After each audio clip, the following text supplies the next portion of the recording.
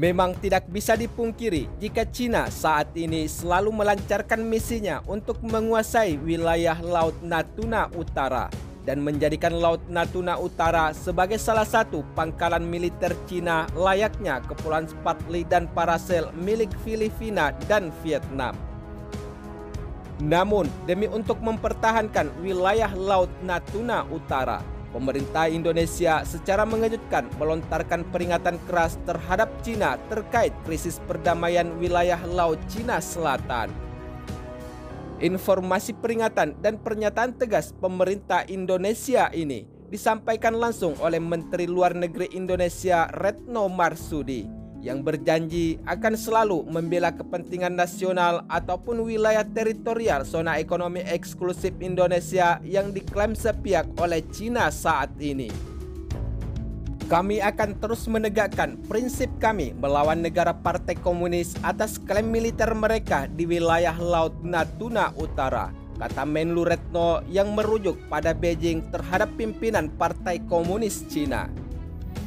Namun, walaupun Indonesia secara de facto tidak terlibat sengketa maritim di Laut Cina Selatan saat ini, tetapi negara yang dipimpin oleh Presiden Joko Widodo ini kerap kali bersiteru dengan kebijakan Beijing karena kapal-kapal penangkap ikan Cina yang dikawal kapal Coast Guard-nya telah berulang kali memasuki wilayah zona ekonomi eksklusif atau ZEE Indonesia di Natuna Utara.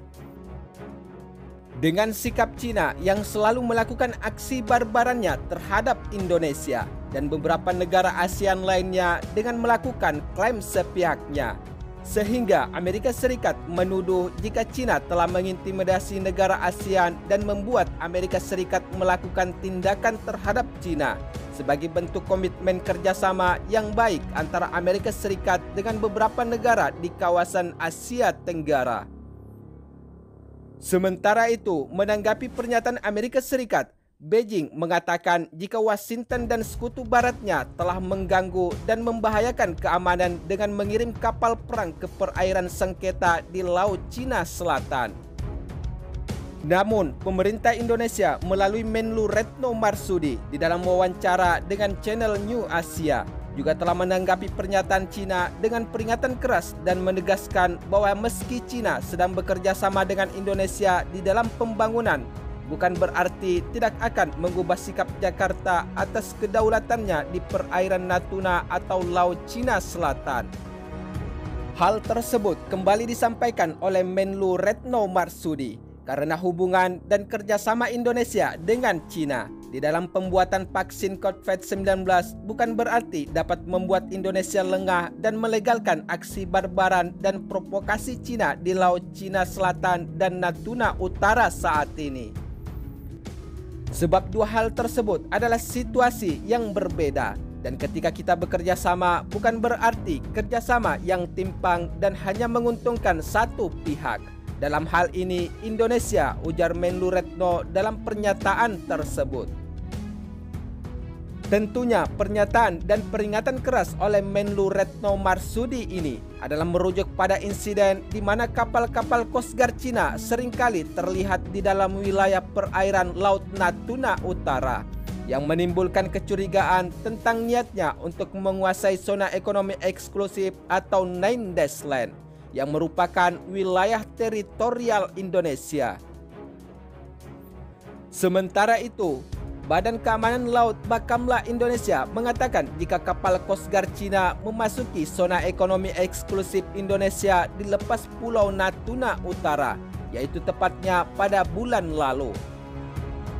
Selain itu, Menlu Retno Marsudi juga telah kembali menyatakan bahwa pelanggaran yang berulang kali dilakukan oleh kapal-kapal Coast Guard Cina dan nelayan Cina ini, jika tujuannya adalah untuk menjalankan klaimnya dengan dasar Nine Dash Land atau 9 garis putus-putus. Tentu saja hal tersebut tidak dapat dibenarkan, kata Menlu Retno Marsudi yang dilansir oleh Media Informasi Nasional Indonesia pada Rabu 7 Oktober 2020 kemarin.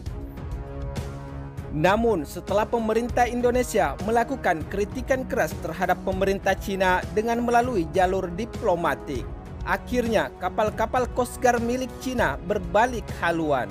Selain itu, pemerintah Indonesia juga telah mengatakan bahwa Indonesia bebas menjalani kerjasama dengan negara manapun, termasuk dengan Cina, sebab selain banyak sumber, tentunya ada banyak kebutuhan negara di dalam menjalankan kerjasama. Namun, di dalam pernyataan terakhirnya tersebut, Menlu Retno Marsudi menyatakan jika politik Indonesia adalah jelas kami bebas, aktif, dan tidak akan memihak atau blok ke blok lainnya.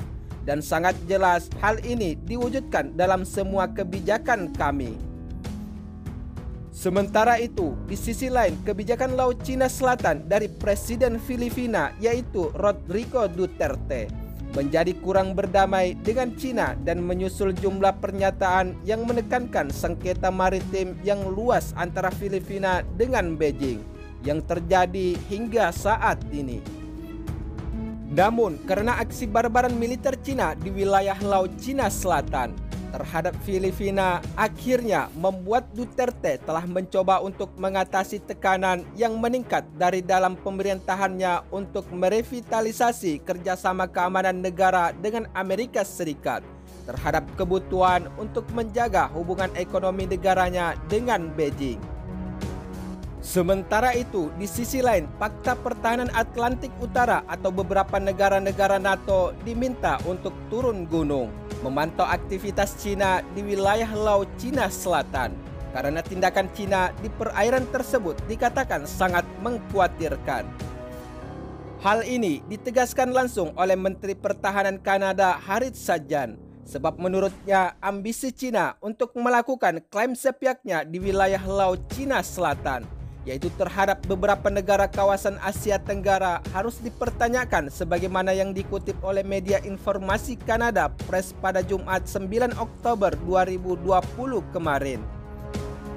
Namun, jika kita melihat situasi antara Cina dengan beberapa negara NATO lainnya, memang tidak bisa dipungkiri jika hubungan Cina dan Kanada memang mengalami ketegangan dalam beberapa tahun ini. Sementara itu, di wilayah Laut Cina Selatan sendiri, Beijing mengklaim telah memiliki 80% wilayah dengan konsep 9 garis putus-putus. Padahal sebenarnya Cina telah kalah di Pengadilan Arbitrase Internasional atau Perserikatan Bangsa-Bangsa. Namun, Cina masih tetap saja melakukan atau menggunakan konsep ini terhadap Vietnam, Malaysia, Brunei, Filipina, dan termasuk Taiwan, yang hingga saat ini masih saja terjadi persitegangan antara Cina dengan beberapa negara di kawasan Asia Tenggara.